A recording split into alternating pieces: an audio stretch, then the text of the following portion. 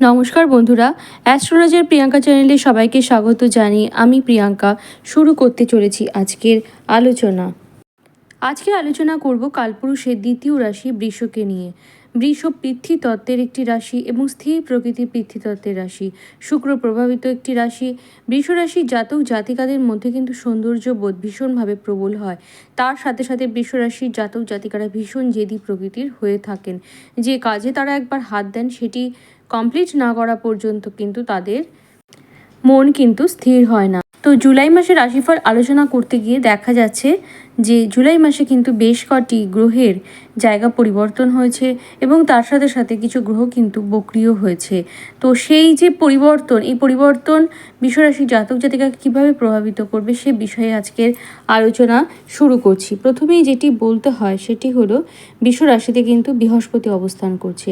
বৃহস্পতি বিশ্বরাশির সাপেক্ষে একদিকে যেমন অষ্টমপতি তেমন অপরদিকে একাদশপতি। এই কারণে কিন্তু এই যে বৃহস্পতি বিশ্বরাশিতে আছে, শুক্রের ক্ষেত্রে আছে, এটি কিন্তু বিশ্বরাশিকে মিশ্র ফল প্রদান করবে। অষ্টমপতি হিসেবে অবশ্যই বিশ্বরাশি বা বিশ্বলগ্নে জাতক জাতিকাদের নেগেটিভ ফল প্রদান করবে, কারণ অষ্টমপতি যখনই রাশিতে বা লগ্নে অবস্থান করে তখনই কিন্তু শরীর স্বাস্থ্যের জায়গাটায় একটু সমস্যা তৈরি হয়, কনফিডেন্সের জায়গাটায় ব্রেক হয় বারবার।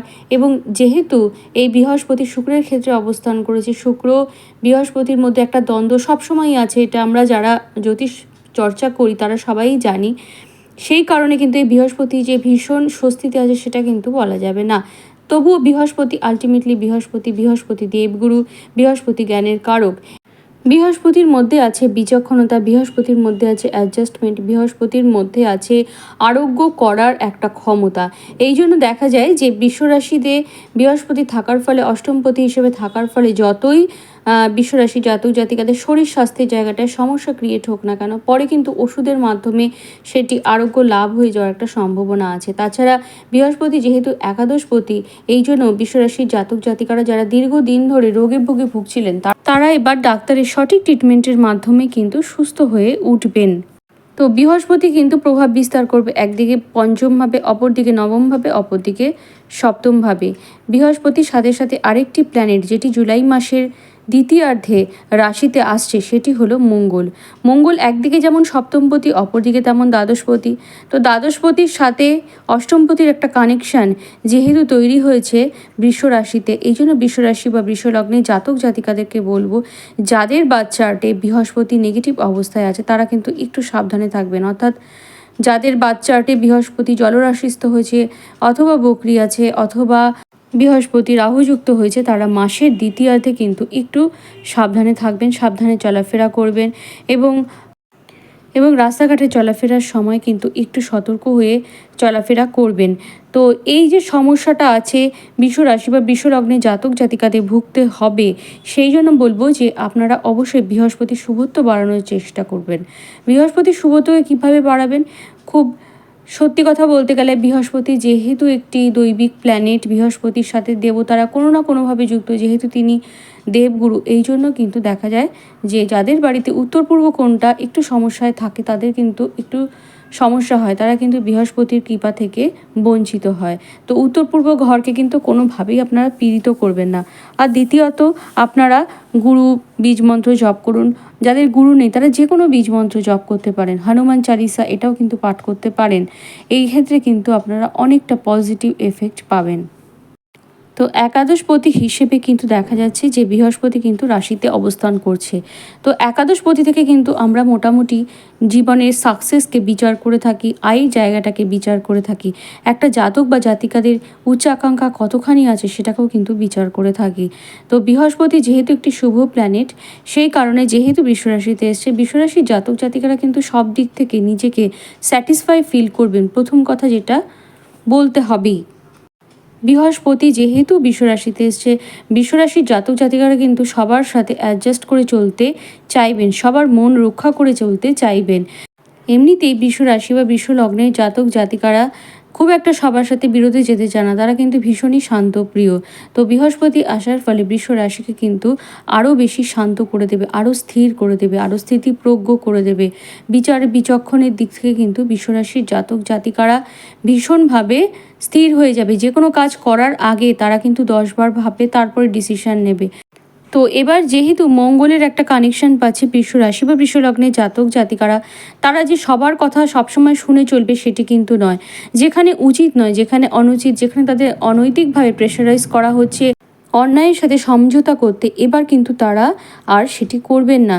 তারা কিন্তু লজিক্যালি বিষয়টাকে হ্যান্ডেল করার চেষ্টা করবেন এবং যেখানে তাদের প্রোটেস্ট করা উচিত সেখানে কিন্তু তারা এবার প্রোটেস্ট করবে। বৃষরাশির একাদশে যেহেতু রাহু রয়েছে, এই জন্য কিন্তু দেখা যাবে যে বৃষরাশির জাতক জাতিকাদের ডিজায়ার অবশ্যই থাকবে। বৃষরাশির জাতক জাতিকাদের ডিজায়ারটা কিন্তু অনেক কন্ট্রোলড অবস্থায় থাকবে, কারণ যেহেতু একাদশপতি বৃষরাশিতে অবস্থান করেছে, তারা তাদের জীবনের গোলকে ঠিক করবে এবং সেটি বৃহস্পতির প্রভাবে প্রভাবিত হয়ে, অর্থাৎ খুব ধীর স্থিরভাবে যে কোনো চিন্তা করে তাদের লক্ষ্যে কিন্তু এগোতে শুরু করবে। এবং অর্থের ক্ষেত্রেও দেখা যাচ্ছে যে বৃষ রাশি বা বৃষ লগ্নের জাতক জাতিকাদের এ মাসে কিন্তু একটু অর্থ ব্যয় হয়ে যাওয়ার সম্ভাবনা আছে। যেহেতু রাহু একাদশস্থ হয়েছে, সে কারণে কিন্তু রাহু কোনো না কোনোভাবে চাইবে যে তাদের অর্থ খরচা হোক। এবং তার সাথে সাথে দ্বিতীয় পতি বুধ, সেও কিন্তু জলরাশিস্থ হয়েছে এবং কর্কট রাশিতে অবস্থান করেছে। কর্কট রাশিতে বুধের অবস্থান যে খুব শুভ সেটা কিন্তু বলা যাচ্ছে না। সে কারণে কিন্তু বৃষ রাশি বা বৃষ লগ্নের জাতক জাতিকাদের অর্থ ব্যয় হয়ে যাওয়ার সম্ভাবনা আছে। তবুও যেহেতু রাশিতে বৃহস্পতি আছে, সব দিকটা কিন্তু ব্যালেন্স করতে পারবেন বৃষ রাশি বা বৃষ লগ্নের জাতক জাতিকারা। তো বৃষ রাশি বা বৃষ লগ্নে যে সকল জাতক জাতিকারা চাকরি খুঁজছেন তাদের জন্য কিন্তু এই সময়টা যথেষ্ট ভালো। দশম স্থানে যেহেতু শনিদেব অবস্থান করছেন, একাদশে যেহেতু রাহু অবস্থান করছে, এই কারণে কিন্তু যারা চাকরি খুঁজছেন, যাদের বাচ্চাটে শনি এবং রাহুর পজিশন ভালো আছে, তাদের চাকরি প্রাপ্তির একটা সম্ভাবনা দেখা যাচ্ছে। তো পাশাপাশিভাবে আরেকটা কথাও বলি, যারা অলরেডি চাকরি করছেন তাদের ক্ষেত্রটা এবার কেমন যেতে চলেছে। যেহেতু দশমে এতদিন ধরে শনিদেব মার্গী অবস্থায় ছিল এবং 30শে জুনের পর থেকে দেখা যাচ্ছে যে সেই শনিদেবই কিন্তু বকরি হবেন। এই জন্য বলা যায় যে বৃষরাশি বা বৃষলগ্নের জাতক জাতিকাদের চাকরি ক্ষেত্রে প্রেশার কিন্তু কমতে চলেছে। এটা অবশ্যই বৃষরাশি বা বৃষলগ্নের জাতক জাতিকাদের জন্য যথেষ্ট ভালো একটা পয়েন্ট। এবং দ্বাদশভাবে রাহুর যেহেতু দৃষ্টি একটা রয়েছে, অর্থাৎ মেষ রাশিতে শনিরও দৃষ্টি আছে। শনি কিন্তু শতভিষা নক্ষত্রে অবস্থান করবে এবার। এই কারণে বলা যায় যে চাকরির সূত্রে কিন্তু বৃষরাশি বা বৃষলগ্নের জাতক জাতিকাদের দূরে যাওয়ার একটা সম্ভাবনা, বিদেশ যাত্রা, এগুলো কিন্তু ঘটার একটা যে প্রবণতা সেটা কিন্তু দেখা যাচ্ছে। যেহেতু এবার মঙ্গল এতদিন পর্যন্ত দ্বাদশে অবস্থান করছিল এবং রাহুর প্রভাব যুক্ত হচ্ছিল, বৃষরাশির যে সকল জাতক জাতিকারা ব্যবসা করেন তাদের কিন্তু একটু সমস্যা হচ্ছিল। যদিও বা বৃহস্পতি একাদশে ছিল, তা সত্ত্বেও একটু সমস্যা হচ্ছিল, কিন্তু জুলাইয়ের দ্বিতীয়ার্ধের সময় থেকে কিন্তু মঙ্গল রাশিতে অবস্থান করবে এবং সপ্তমভাবে দৃষ্টি দেবে। তার ফলে কিন্তু ব্যবসার ক্ষেত্রে ব্যাপকভাবে উন্নতি হওয়ার যে সম্ভাবনা সেটা কিন্তু দেখা যাচ্ছে বৃষ রাশি বা বৃষলগ্নের জাতক জাতিকাদের জন্য। এবং সেখান থেকে হিউজভাবে আর্থিক গেইন হওয়ার যে সম্ভাবনা সেটাও পাশাপাশিভাবে তৈরি হচ্ছে। যেহেতু মাসের দ্বিতীয়ার্ধে রাশাধিপতি বা লগ্নাধিপতি সে কিন্তু তৃতীয়ভাবে অবস্থান করবেন, তৃতীয়ভাবে শুক্রের অবস্থান যথেষ্ট ভালো থাকবে। সেই কারণে দেখা যাবে যে সমস্ত বৃষরাশি বা বৃষলগ্নের জাতক জাতিকারা সেলফ ওরিয়েন্টেড প্রফেশনের সাথে যুক্ত আছেন, তাদের কিন্তু এই মাসটা ভীষণ ভালো যায়। বিশেষ করে যারা আর্টিস্টিক ফিল্ডের সাথে যুক্ত আছেন তাদের কিন্তু এই সময়টা খুব ভালো যাবে। যারা লেখালেখির সাথে যুক্ত আছেন তাদেরও এই সময়টা বেশ ভালো যেতে চলেছে। তো যেহেতু বৃষরাশির পঞ্চম ভাব রাহু দ্বারা প্রভাবিত হয়েছে, অর্থাৎ কন্যা রাশি, সেই কারণে কিন্তু ডিসিশন মেকিংয়ের জায়গাটা একটু সমস্যায় পড়বে মাঝে মাঝে বৃষরাশি বা বৃষলগ্নের জাতক জাতিকারা। তবুও বৃহস্পতির যেহেতু পঞ্চম ভাবকে দেখছে, এই জন্য সবসময় যে কনফিউশন তারা থাকবে সেটা কিন্তু নয়। কনফিউশন একবার আসলেও সেটা কিন্তু আস্তে আস্তে ঠিক হয়ে যাবে। তো এবার যেটা বলবো সেটি হলো, পঞ্চমভাবে যেহেতু কেতু এবং বৃহস্পতির একটা সম্মিলিত প্রভাব আছে, এই জন্য কিন্তু জাতক জাতিকারা যারা পড়াশোনা করছেন তাদের মধ্যে কিন্তু গভীর জ্ঞান আহরণের যে ইচ্ছা সেটা কিন্তু প্রকাশ পাবে।